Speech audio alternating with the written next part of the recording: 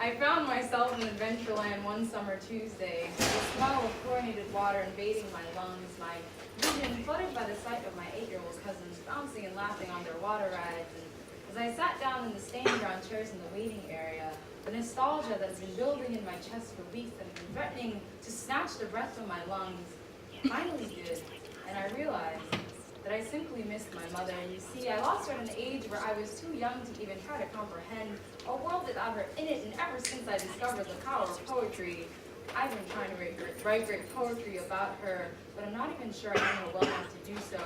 Most of my memories of her are locked away in some deep, inaccessible part of my brain that I keep trying to find the key for behind my closed eyelids, and maybe someday I'll remember more, but for now I remember the way she looked when she cooked soup or baked bread, her hair in bantu knots, like tiny pointed tributes to our distant African heritage, tiny, barely perceivable beads of sweat on her forehead in the sweltering Caribbean heat. I remember the way she looked when she rolled the dough for roti, her hands covered in flour, water, oil, and butter. She'd have the ingredients lining the shelf, like tiny attentive soldiers waiting for their call to duty.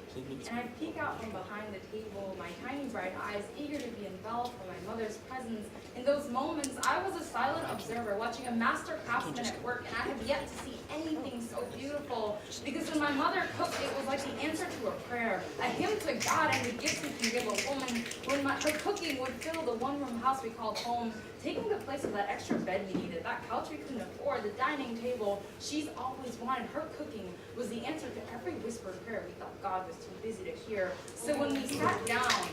and broke bread together, every soul was glad, because when my mother cooked, she brought God into our home. And I remember when I learned to cook my first meal this summer with my aunt, who is arguably my mother's doppelganger, by my side, reminding me to trust my instincts. She said, "It's just chicken and dumplings, it's not that hard." Unfortunately, she had to take that back when I dropped the bag of flour on the floor, put too much black pepper on the chicken, burned all the dumplings, and then completely forgot about the chicken. In the midst of my wannabe poetic ramblings about all the beauty I found in the south of France this summer, the meal was far from perfect and the kitchen was a disaster, but I love that feeling, and I can't quite put my hands on it. I can't explain it to you, I can't explain it to myself, but there I was, braided hair piled high on my head, long legs propelling me from stovetop to countertop, and